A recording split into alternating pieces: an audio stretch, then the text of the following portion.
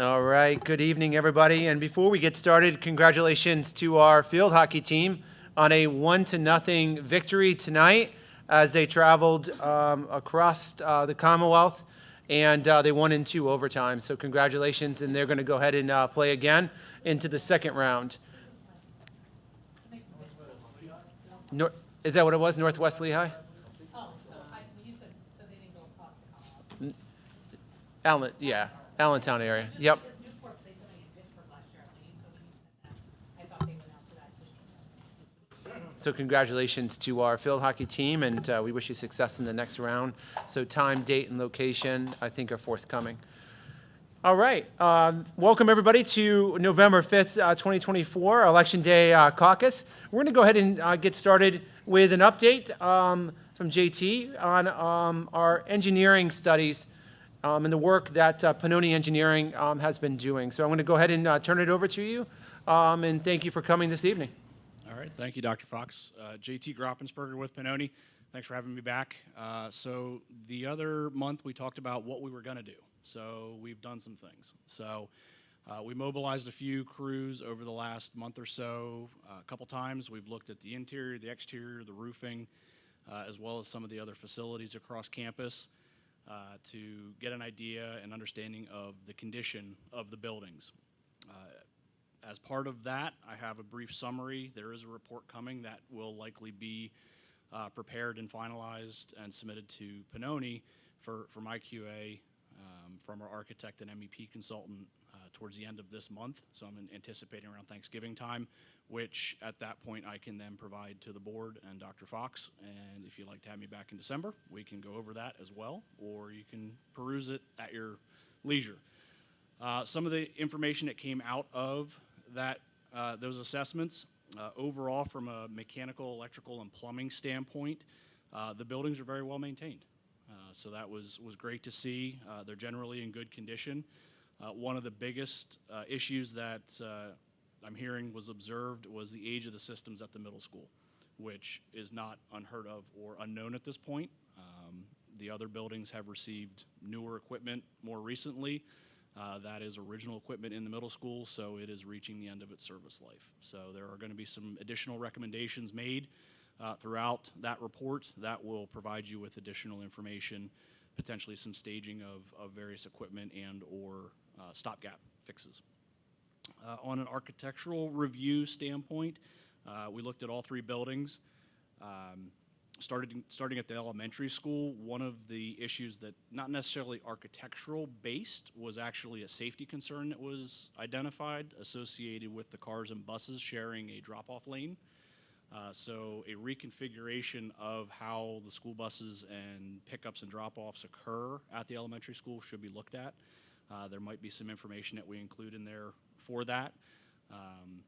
Various alternatives that could be looked at through, different site improvements, additional drop lanes, or exclusion of certain areas so that students don't have to cross in front of buses. One of the things that you'll hear about across all 3 buildings is roofing.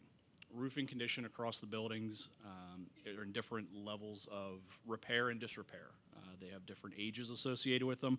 So we noted water ponding, mildew, leaf litter caught in roof drains, those kind of things. So overall, holistically across all 3 buildings, recommendations for roof scans would be made, as well as potentially coring of the roof systems themselves to determine the condition of the underlying insulation, determine whether or not it has infiltrated with water and has become waterlogged, to make sure that there's a level of thermal break there for insulation, for building efficiency, and then based off of that recommendation, further recommendations and guidance would be provided.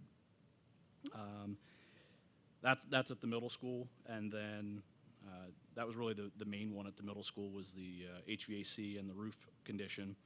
The high school, there was notes of various roof and roof drain leaks with internal piping coming in.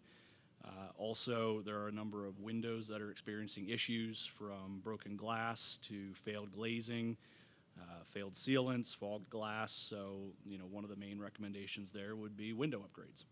I don't think that would necessarily be a surprise at this point, given the age of many of the windows across the high school. Again, with the roofing system, but also the exterior building insulation and finish system.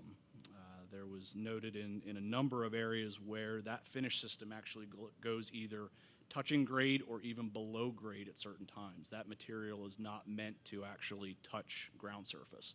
So a recommendation is likely to be made to cut that material back at least 8 inches above ground surface or lower the ground surface around those areas, and then apply a new coating so that everything has the proper separation and finish on it. One of the other items, which I think everybody in this room is very well aware of, is that back wall and some of the water intrusion that occurs during heavy rain events. So there's going to be a recommendation for some exploratory hand digging around the base of that wall to determine if there is actually a drainage system. If there is not a drainage system, that would be a first recommendation, would either be divert water away from that portion of the building, or if that cannot occur, installation of an under drain to direct that water away, which would tie into either a surface conveyance or another storm drain system nearby out back. So further recommendations and information will be forthcoming as part of that report, which I will get to everybody as soon as I can once I receive it from our team partners. Now, what you see on the board or on the projection right now is a little bit of a feasibility assessment that we did for the campus, specifically in the areas of the new parcel that was recently purchased and some other areas. But as you can see on the board, what we did is we brought in Perry County GIS land limits, property boundaries. One thing to note is the county GIS property boundary is slightly different than your surveyed boundary. So you will notice on the northwestern end of the property that your property line is shown on the adjacent parcels, that there's structures and material storage on the property. That is actually not the case. That is a projection issue with the county GIS. So this is just a first blush at that. Once we, if recommendations and desires are to keep moving with this feasibility assessment, all of that would be cleaned up and tied into a surveyed plat. But based on your zoning, you are in an ag area for that property, which has a 100-foot setback. Additionally, you have some environmental constraints, which are called out there through the green hatched area as well as the blue stream.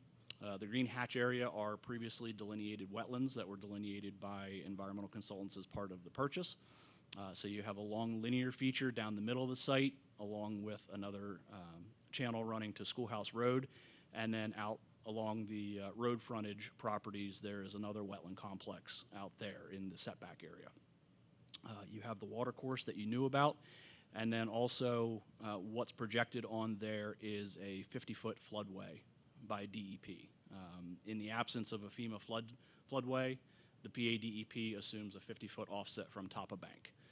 That can be manipulated or modified through the completion of a hydraulic and hydrology study, which would determine if that floodway would actually be narrower than what the 50 feet would be.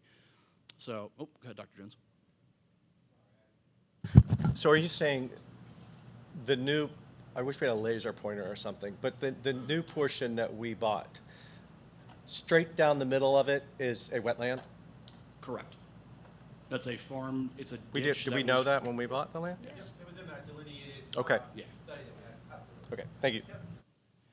So, again, that area could be shrunk. So just from an existing constraints, this is kind of what we're dealing with.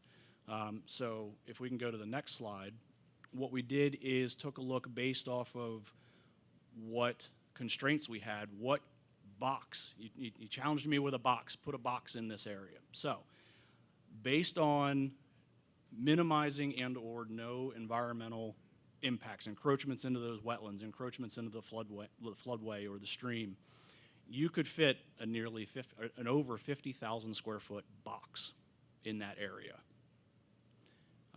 Single story. You go 2-story, it's a 100,000 square foot box. If you chose to split the difference and work on the other side of the wetland, you have area there. But based on this drawing, you have the ability to put parking, stormwater management facilities, and install a 50,000 square foot box. Oh, thanks. This is the least harm or least impactful version of this. If you wanted to reorient that building or put a bigger building in, you could potentially impact that wetland complex that's down the middle. You could encroach upon the floodway area through hydraulic studies. You could go to the municipality and request rezoning and or a variance to change your setbacks. Those are all things that could be done to further expand the developable area of that parcel. Similarly, we looked at the potentiality for a couple athletic fields in the future. You have the space where the soil from the football field was disposed of. That's a nice flat pad area, so we put a field in there. That's a field hockey field. Basically took the previous field hockey field and just superimposed it right in that general area. We also explored the area over by the elementary school, you'll see. Again, the stream that runs down between the middle school and the elementary school has a 50-foot floodway, so looked at the ability to put an entire football field over there as a practice field. It fits. It's tight, but it fits. A little bit of engineering, a little bit of studying, that could fit in there a lot nicer and be a little closer to the parking lot, not as close to the school, or as close to State Road, but you could fit an entire football field in there as a practice field if you so choose, or some variation that would be smaller than that. So that's the athletic side of things. The third area that Dr. Fox asked us to look at was solar capabilities and what could we put in these areas. So if you look at the new property, you have an area between the wetland and the setback line or the property line to the north that is wide open. It could be used for solar. There are ramifications that come with solar, such as fencing that the municipality requires. There are certain setback distances that are required based on the equipment and or storage of certain pieces of equipment in that area that you'd have to look at. The other option is roof space. If you were to build a new building, it would be recommended to put structural capabilities of putting solar on the roof. That is also something that could be done with the other three buildings, is looking at the structural capability of those buildings to have solar on the roof. That way, it's a visually passive system. It's not intrusive. It doesn't lock you into utilizing your open space. That could go hand in hand with potential roofing systems. Now, the high school is very difficult because it is, if anybody's been up there or looked at it closely, it has very differing elevations across the entire area of the roof. It also has all of the HVAC equipment exposed. So there's roof space, but there's not a lot of roof space. Whereas the middle school and the elementary school have quite a bit of open roof space. So those would likely be the better alternative if you're going to explore use of existing roofs for solar. And then we'll talk a little bit later at the end. Dr. Fox has some other solar discussions that can be brought up associated with that. So that's where I'm at the moment. Any thoughts, questions, comments at this time? So just as a refresher, the box was simply to see what we can squeeze out in terms of size-wise. It doesn't mean we are building a new building by any means. It is longevity-wise, if we were to preserve or use some land, where in the future could we put 110,000 square feet or 116,000 square feet in that range or in that area? What would it look like?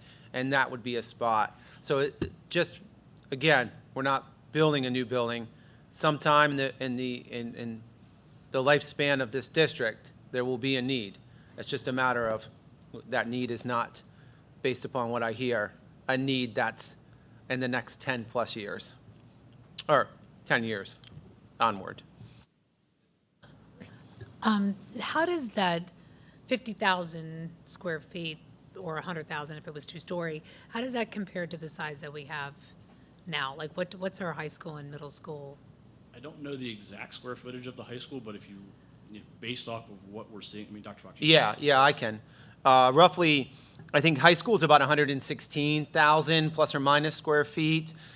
Elementary is about 110, and middle school is about 111, in that range. So based on the box, would we, even if this was 20 years from down the road, would we even be able to do junior, senior high school if we're looking at the size of the two of those buildings now?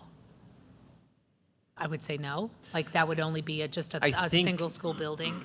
Possibly, but I think it depends on, again, there's some other options in and around. There's another layer. There's a possibility that you could do 3 stories I guess if there was a you did 3 stories, desire. then you could maybe do it. Yeah, And this also is predicated on minimizing impacts. If you go to a wetland mitigation scenario You could where maybe those get more wetlands land. are completely removed, you can almost fit the entire high school in that area. Yeah, okay. Just the footprint of it, and then you go 2 stories on that. You know, there's certain things you could do to the stream. You can relocate a stream from its current alignment away to give yourself more room. There's certain piping alternatives that you could do. Again, it just takes time, it takes engineering, and it takes permits. And my other question was, you mentioned in the safety part of it, the busing lanes, car lanes. Did you purposefully stay away from the area right next to the elementary school with the thought of having to mitigate that and use that area to do? There was a slight thought in that process. Just a yes. slight thought? Okay. Just a little one. I know how you think, Because, JT. because there's, it's the most logical place to put it. Yeah. You wouldn't want to put an athletic field right up against that parking lot for the simple fact that you can't improve your parking lot at that point. Right. Unless you push to the south towards Schoolhouse Road. So that gives you some free open space that isn't a turf field or a grass field Yeah. or anything like that. It's still used as open green space for the kids to do whatever they want there, the teachers to do outside activities, but also for future parking and Okay. drop-off improvements. All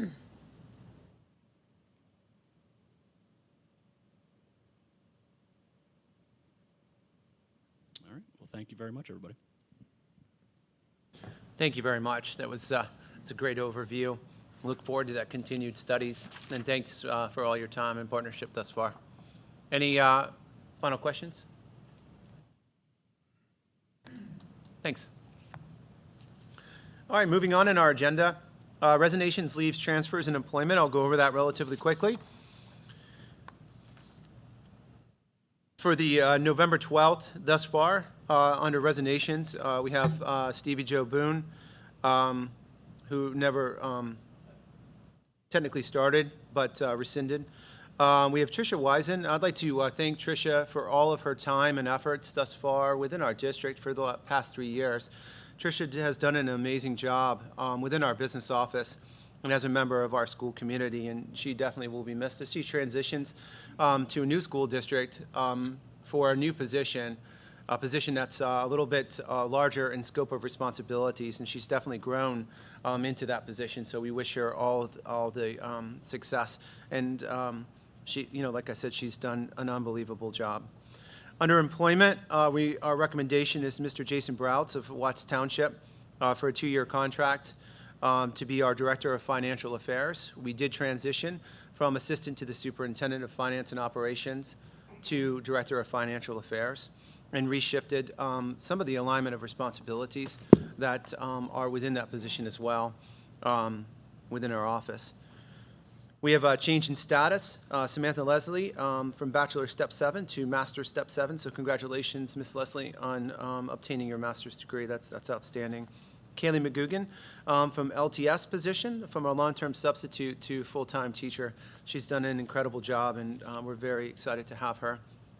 Also excited to recommend from an interim elementary principal to elementary principal, Mr. Ken Ward. So congratulations, Ken, and thank you as well for and I look forward to the partnership between the elementary school and middle school and to high school as we continue to progress those students up to the different levels. Leave of absence, Mrs. Moran, elementary school in May to June, and successful 90-day evaluation of Mrs. Jennifer Cromley. She's done an outstanding job in our middle school. And co-curricular assignments, musical vocal director, Maria Mauser, and we'll get a chance to see our West Side Singers getting into some of the holiday spirit as we kind of foreshadow that at our November 12th meeting. We also have some athletics and volunteers. Girls basketball assistant coach, Mr. Steve Collins. Mr. Collins has done an unbelievable job. Girls basketball 7th grade, Judine Finkenbinder. She's one of our middle school teachers. Wrestling middle school head coach, Eric Hurt. And wrestling middle school assistant coach, Justin Heffenfinger. And volunteers, Mr. Britcher, Mr. Doug Hammaker, Mr. Dustin Kumler for wrestling, as well as Chris Dolan for elementary school. He's going to be the elementary school head coach, and we put him on as a volunteer as well for the high school program. That is resignations, leaves, transfers, and employment. Are there any questions at this time? Transitioning into agenda items for the 12th. I'm excited that we have some presentations for the 12th. We'll have our West Side Singers performing.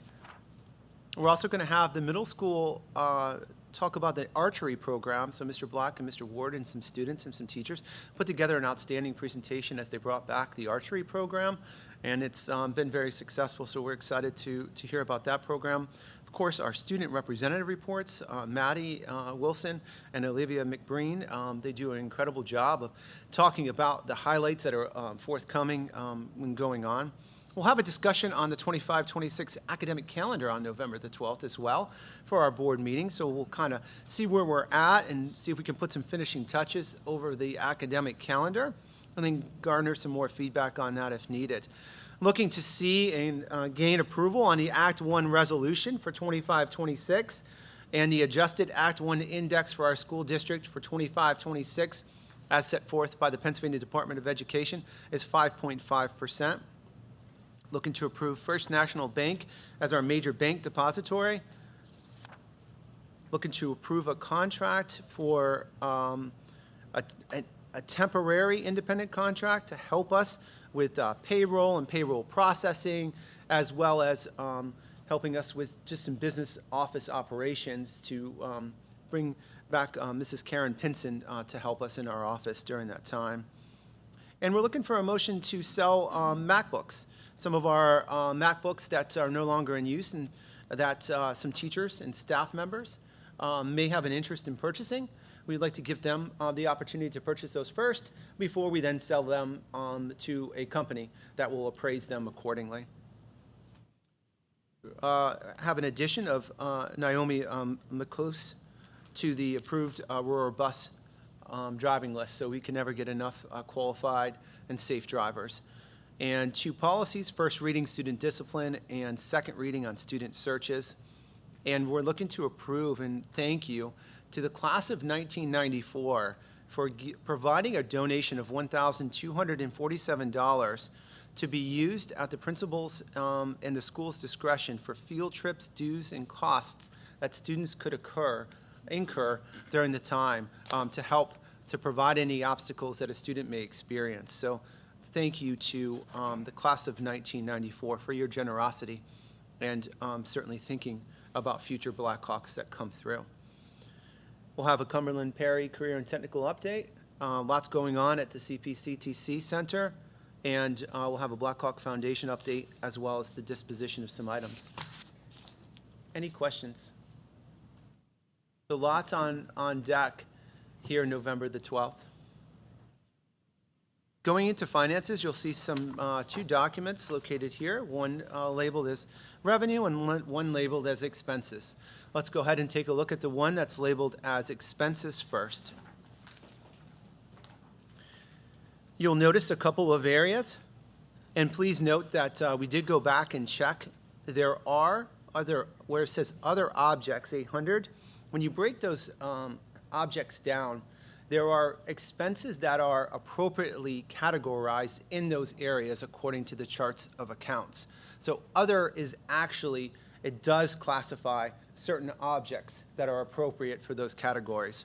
So each month what we've been doing is pulling this report, taking a look internally within our business office, and doing our own internal monthly review of where we are at in terms of expenses and where we are categorizing certain items.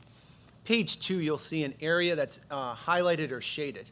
That area highlighted and shaded was from a contracted services for social worker from the CAIU. That item, we have not received the CAIU bill for the 24-25 school year.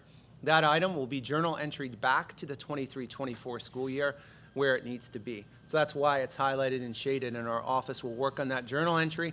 Once our interim business manager comes on Friday, she'll help us figure out what that appropriate journal entry looks like to journal that back to where it should be for 23-24, paid for by a grant through the Partnership for Better Health. So thank you to the supports for the Partnership for Better Health for your supports. And moving forward, it is paid through the elements of the PCCD grant for the Pennsylvania Commission of Crime and Delinquency funds that are extended through 2 school years. Any questions on expenses that I could do my best of trying to answer? Moving on to revenue. At this point, we're about 43% revenue collected for the school year. The district and Ms. Hannah Welter have done a great job of keeping track of the taxes that are coming through and working with our tax collectors. I believe at this point, the discount period should be over for taxes, and I believe now we are into the regular phase of that, and then I think soon we will probably be entering the penalty portion. Is it? Okay, thank you. Okay. Looking at revenue collected, we are about on pace for that as well. And going back to expenses, we are about 26% expended. So we're just a little bit over the marking period. So you look at the timeliness of it, we are about relatively on pace or a little bit ahead of spending as to where you would if you're looking at it from a holistic 100% mark. And that takes a look at review of finances for this month. Going into some presentations. Let's go ahead. If there are no further questions, we'll dive into Act 1 Index for 25-26. I just want to give just a brief overview of the Act 1 Index to ask for your consideration to approve the resolution on November the 12th.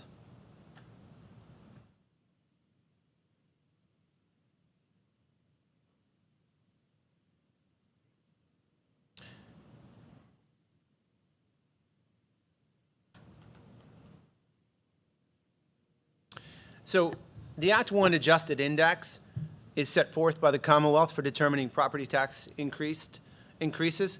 And the way they determine that is by the wage inflation. So each school district throughout Pennsylvania has a formula, and it's consistent of a base and an adjustment. So the index is based on wage changes statewide and national as well. The index then is adjusted, and it's based on the district's relative wealth. So the lower district's wealth receive the highest upward advancement in the index. Again, set forth by the Commonwealth of Pennsylvania. We do not adjust that or have any say within that Act 1 adjusted index. So this year, what we're looking for is to take that pledge or resolution, not to adopt a budget that exceeds the adjusted index, which is 5.5%. And I apologize, it's not 5.6. That's an error in this presentation. It should be 5.5.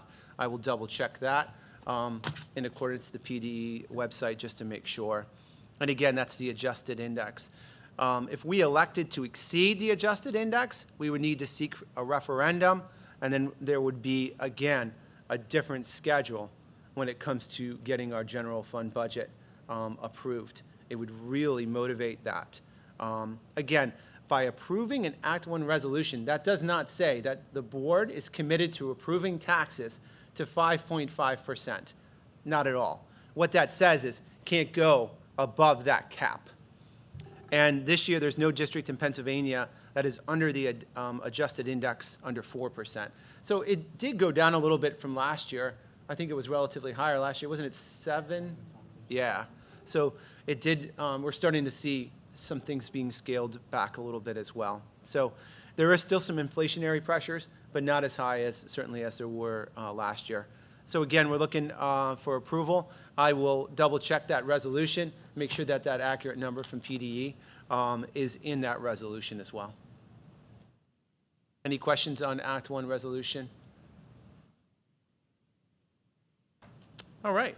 Hearing none, we're going to talk a little bit about a program that just came out from the Department of Community and Economic Development.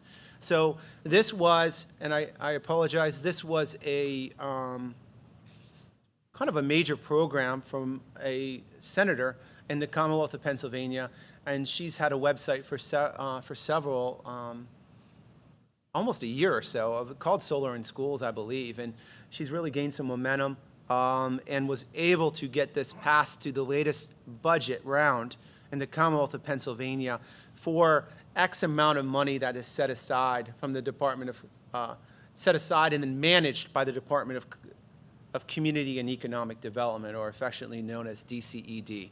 So my job here this evening is to present this information for you and to you, and then to see if you would like me to take any additional steps relative to this information. So the Solar for Schools grant program, the design was to reduce the cost of implementing solar energy in schools across Pennsylvania. A direct purchase, not a power purchase agreement, but a direct purchase. This is a competitive grant, and it's not one that if you apply, you get it. And it's a first come, first served basis. This grant application opened on November the 1st, and it's a rolling schedule to my knowledge, and it closes in January of 2026. I don't know the exact date, somewhere in second or third week in January, or until the funds run out. There is a $100 application fee, which pains me, just like the department, the DCED's facility grant improvement that we applied for middle school HVAC improvements, and we were denied that grant. We were not, I shouldn't say denied, we were not successful in obtaining those grant funds. There are some components or steps needed for this particular program. They give and provide a Solar in Schools checklist, but number one is a solar facility site assessment. And it's important to note that the assessor for this site assessment cannot be the contractor. So you can't hire an assessment and then that same person turn around and provide the installation for you. It has to be two separate entities. So we would need, if this is a direction, to talk further with Pannoni and take that to a little further of an extension. It would require, I'm trying to see the definitions of what that would require. A solar shade study. It would require a little bit of some more details, as well as a financial kind of breakdown as to what that would yield. Would there be a cost? Would there be a cost associated with us having someone do the solar facility site assessment in addition to the $100 fee just to apply? That is accurate. Okay. Qualified provider, so a business qualified to install our solar array, we would need to, it's interesting because it asks you to have a qualified provider, but you couldn't go through the procurement process necessarily until the money has been approved. So you'd find a provider that you'd be interested in and have to go through procurement, which could be something in terms of like a guaranteed energy savings program, which would allow for a qualified provider. But again, there's other requirements that we just have to be aware of. It would require a board resolution, so you to have a resolution that you're interested in a solar array, and that you would guarantee the full backing financially for this project moving forward. We would need a planning letter from the planning agency, being Penn Township, stating that a ground mount system or any system or a rooftop system aligns with their building codes and ordinances. A letter from the utility company, so our utility company that provides our transmission and acceptance would be PP&L, that we spoke with them, that they understand our current rate structure, and that they are in agreement with this solar, as well as information about an interconnection timeline estimate. Potential benefits, so an applicant cost state requirements. So really what this is it breaks it down into a formula that the Department of Community Economic Development did. So it provides with the MV/PI over AR, and it's set by the Pennsylvania Department of Education. And our SS for Susquenita School District is 0.61. So if you take that 0.61 in their formula, it comes to 40% of the project or 400,000, whatever is less. So again, the maximum we could get for this particular grant would be 400,000 if I'm reading this correctly. Projects are encouraged to take advantage of that and stack it with the Inflation Reduction Act. So it'd be 400,000, and then we could apply for additional cost reduction savings with the Inflation Reduction Act, which we had information on prior, and I won't get into all that, which could be 30% of a project if qualified. The PP&L thing, the rate schedule, whatever, that will cost us money to get that from them as well, or no? No, that one shouldn't cost anything. Okay. Getting a timeline could vary. I mean, they will be probably pretty, again, it goes into their queue. But no, we have a customer service representative who would be able to help us write that letter. No, that shouldn't cost anything for that. At least in my opinion.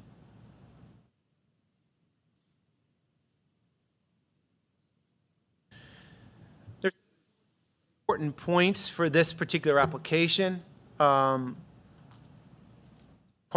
is given to applicants who are considered to be in a low-income community or a community of a coal fire plant within 15 miles that has closed or will close. Applicants are also designated by region within the Commonwealth. So the Commonwealth was designed into regions, and there are 3 regions, and we're considered to be in Region 2. That doesn't really necessarily mean anything for the points of this discussion, and I'm not sure if they're breaking it equitably down by region or not. I'm not really sure at this point. I did attend a webinar, and it was actually one of the most informational webinars. The person was outstanding, but there is a $100 fee, as I said, for this. So thoughts right now.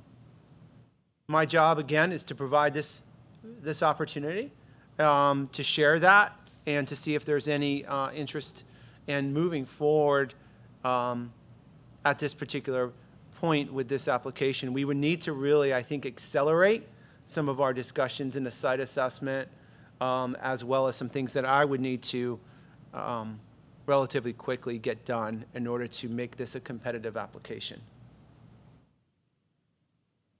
But again, if that's your desire, we're not afraid of the sweat equity.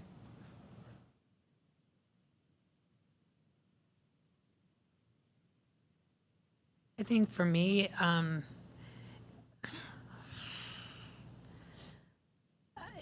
the short of it, I feel like the juice isn't worth the squeeze. There's the cost to apply, the change order with Pannoni, that if I, with all due respect, when I remember reading that could get a little salty, not to the point of 400,000, but we'd have to consider that. And after listening to JT talk about some of the, well, and then at this point, I don't know that we've settled that we're going to be even doing solar array or solar at all, given that some of the recommendations that he said moving forward, we'd have to be ready to say right now we're going to be doing solar if you're going to start that process. I don't know that we're ready to do that because there were still so many unknowns with the whole solar project anyway, in terms of what the cost for PP&L, not for us to get the numbers from them, but to what those numbers would be in terms of upgrading their grid and being able to accept the stuff and everything else. I think this is pushing it too quickly, given the nature or the timeline that is. That's just my short thought on this particular grant. Yeah, it is a relatively quick turnaround when you think about November to January. Again, I don't know how much money is in the coffers for this particular grant application. I think they gave the number, and I apologize, I don't have that. And I'm not sure if this is going to roll out again. It probably depends on the success, and it probably depends on the Commonwealth budget again.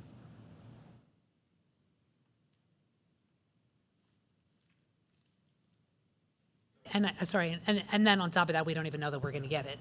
Like, it's still a competitive grant, right? So we could go through all of that and not get it anyway.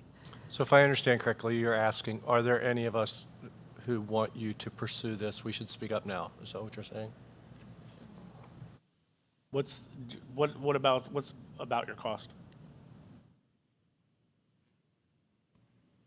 So I have not looked at this to give you a cost. I do not even want to give you a shoot from the hip number at this point. I actually have other individuals in our company that grant writing is what they do, solar development is what they do. I do the ecological and permitting side of it. I don't get into the site assessment and feasibility side of it.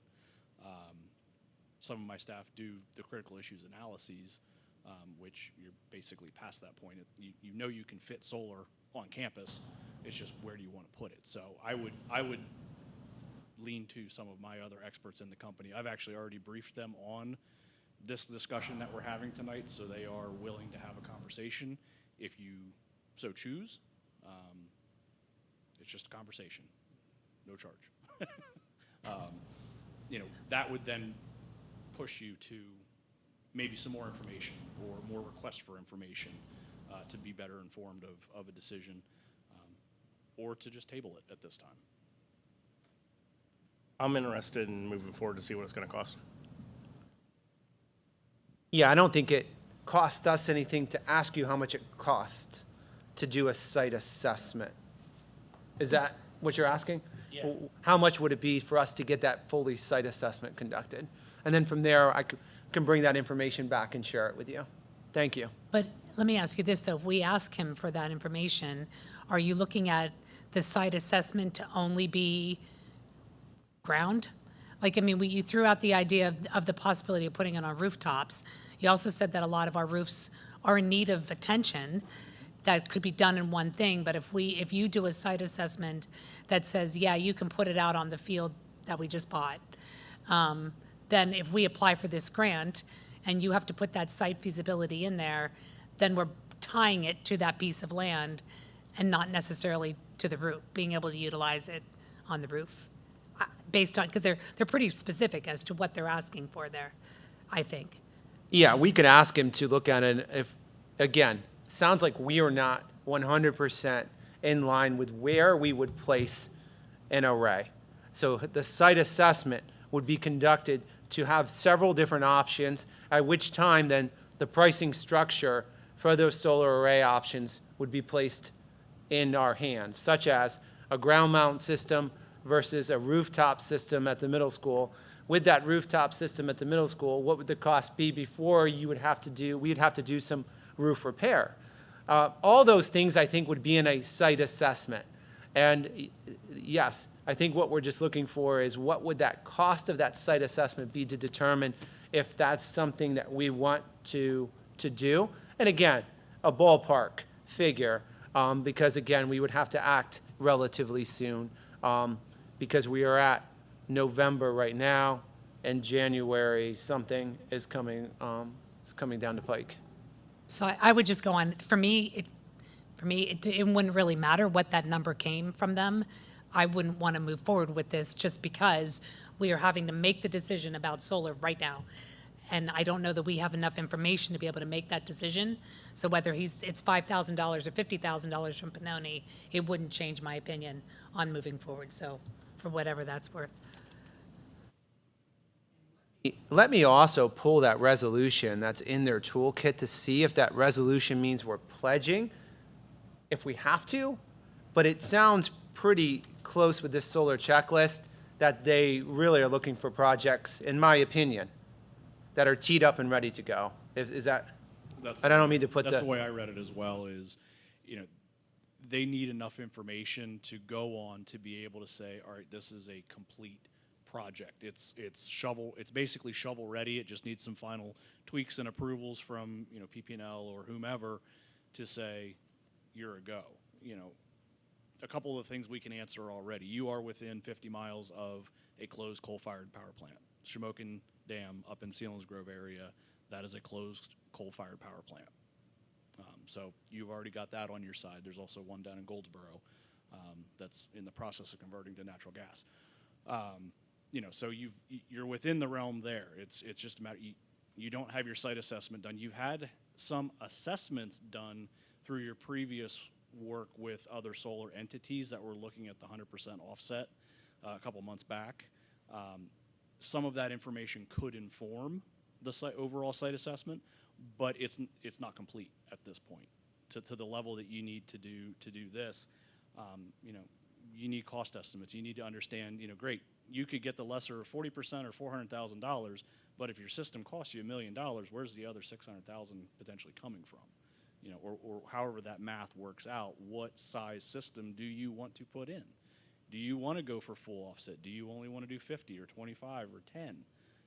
How do you want to do that? Those are conversations that I think need to occur to better inform what your assessment will be, what the desire is. Do you want to dip your toe in solar just to try it to see what happens, and then build out from there with another project? Those are conversations that are internal to this group. I can help inform, or my engineers can help inform. Just let me know. Yeah, it does within this checklist. Thank you, JT. It does within this checklist talk about proposed solar array description. A physical site description, which is location, whether it be a fixed tilt, single axis or dual axis, roof mount or ground mount, and then estimated energy production in kilowatt hours, as well as estimated timeline to system installation. Then it goes in so far as if it's a roof mount consideration, to provide a description of the age and condition of the roof, which is not a problem. Describe whether a solar installation will impact a roof warranty, as well as describe whether the roof was part of a publicly bonded facility, and then describe any weight conditions on the roof, i.e. ballasted with rock, EDPM membrane, and any structural load limitations if known. So there's some major structural components I think we would need to look at, kind of just, and again, my job is to provide this information to you, so it gets a lot of good media attention, and it's worthy of taking a look at. When there's money out there, it's certainly worth looking and seeing. And I'm not saying we should never take a look at it, because I think it certainly has potential, especially hearing that we're already within 50 miles, which should give that kind of that bonus points, if that's the teacher in me. I do like a good bonus point. But again, I think it wouldn't hurt us if we got a rough estimate on what it would be for an assessment, solar array assessment. That way we could have it in our pocket as well, and I could share that information. And I'm okay with that as well, but the one thing you just said is if I can inform or help inform. And the whole reason we decided to hire this firm is for that reason, to inform and help inform. We've had all these conversations over and over, and we decided we need an engineering firm to advise us. And if we're pushing an engineering firm into making advisements with, in such a short period of time, we're undermining ourselves. So yeah, if I can inform, absolutely. We hired you to do that because we need somebody who has the expertise to do the engineering and advise us, whether we go full tilt solar or part solar or no solar. But and if it's not a big problem to get some costs associated, but to me it's a better question on, for them to adequately inform us, are they rushing the process? Because this is a big deal. We're talking about a major facility studies that we are doing because we've been dancing around things for a long time and we want to focus. So I just don't want us to abandon all that to quickly rush something through because of some grant.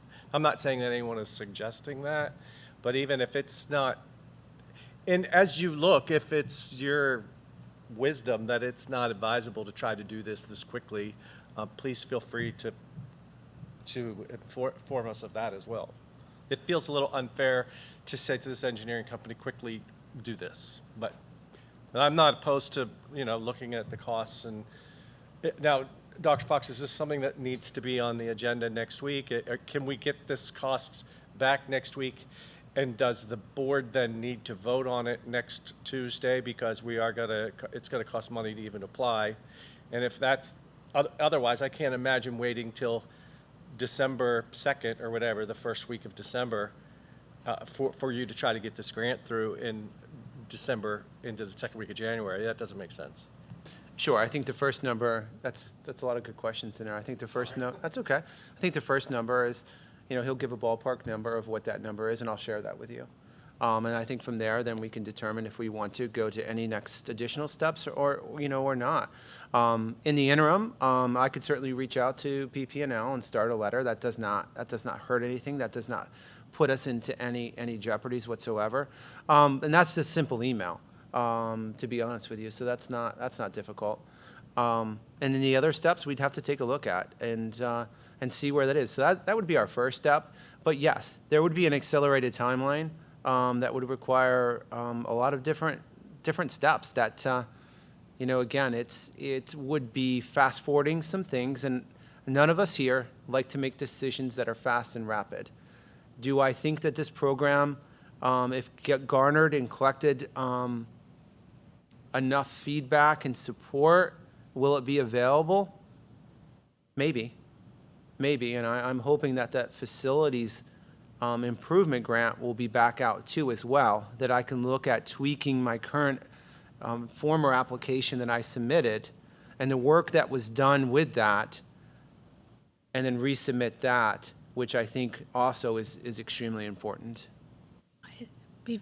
Kelly, before you go for a second, just kind of dovetailing on what Mike said, what I'm concerned about is exactly what he said.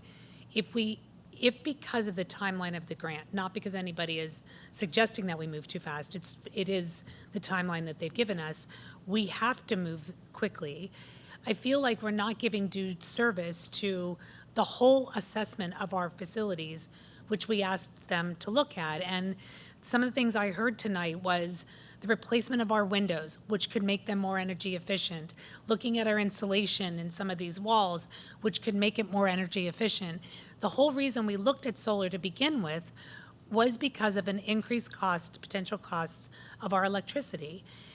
We could resolve that issue through new windows and insulation, perhaps, and never have to spend millions of dollars on solar or even have to worry about tapping into grass areas or doing something with our roof.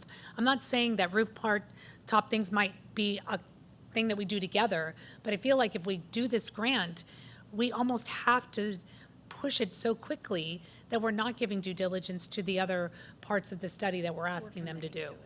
We're like committing to it. Yeah, we're kind of, right. Like Amy said, it's sort of like you're committing. You got to commit. And it feels like it's very rushed to commit in light of all of the other things that you brought forward. So good, I'm sorry, Kelly.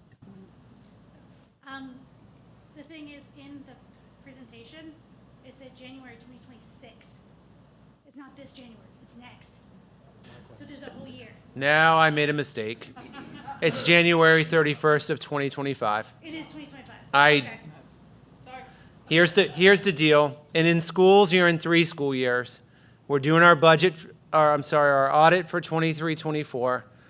We're living in right now 24, 25 in its current delivery. And now we're preparing the budget for 25, 26. I'm sorry, my years get confused. It's this January 31st of 2025 is the deadline. I'm on their website right now, so my apologies. Okay, that makes sense for it to be the rushed timeline.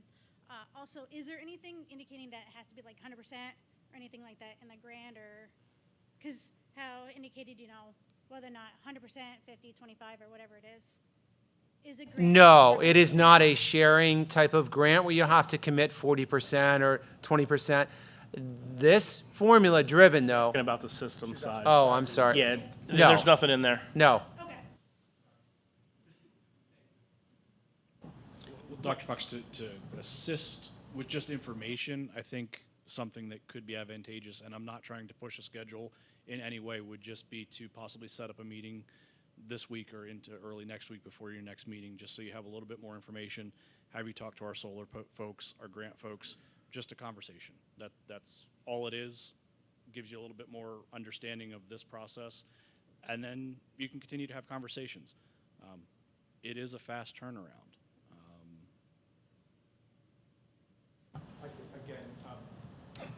Does this need to be added to the agenda next week? Because we can't add it if, last minute, of course. Or- No, we have until Monday, so if something transpires to Monday, if something comes out that there's a number, I can share information with you as a number, but again, So it doesn't matter that we're going to expend the money to do it. It doesn't require a board vote. expending money in addition to the addendum of the agreement that was approved by you would require your approval. Correct. So that should, I'm not ready to add an agenda item with something we don't know yet. Okay. So it may have to wait until December if there was something that we wanted to act on. After our conversation and sitting down and looking at what those costs will be, and we could go from there.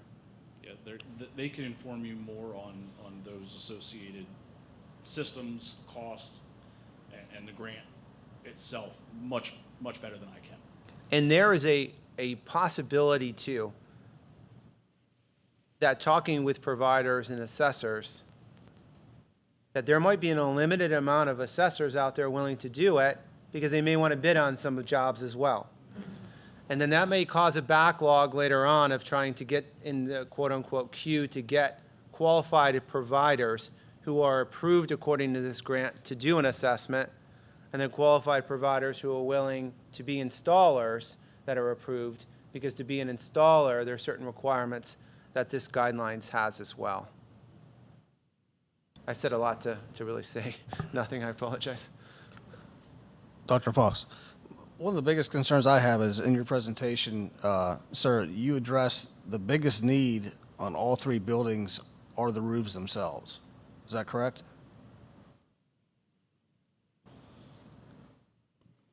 Correct. That is the consistent response in the feasibility assessment was the condition of the roofs. Are the roofs now currently in a condition that they could sustain solar power equipment on top of them? That would require a structural assessment and review of the engineering plans that are well outside of the scope of what we were looking at for this project. And does this $400,000 grant cover any of the costs of reinforcing the roofs, not just to repair them the condition they are in, but to prepare them for solar arrays on top? That's a really great question, and I'd have to dig deeper into the requirements. But there's a remember, the grant's only $400,000. So that's, in the scope of things, $400,000 is a nice number off of adding on to the Inflation Reduction Act. I'm not turning my nose to $400,000, but in the scope of an array and structural designs, that might not go very far, if that's the right term to use.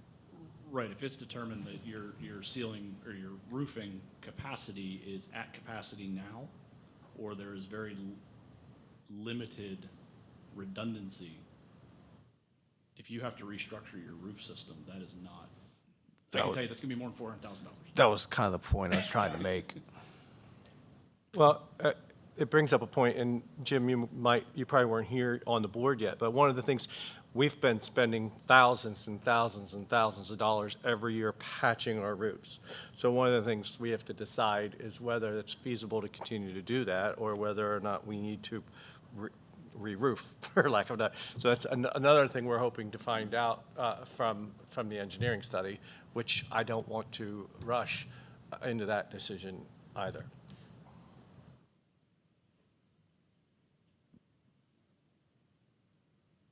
All right, thank you very much. We will explore this a little further, get some more information back to you. At this point, is there any public comment from those in attendance? Any public comment online? All right, well, have a great evening, everybody, and I look forward to seeing everybody November 12th. And to all of our veterans, happy Veterans Day, and thank you for your dedicated service to the United States of America as we celebrate you on November 11th. And honestly, we should be celebrating you every day as well.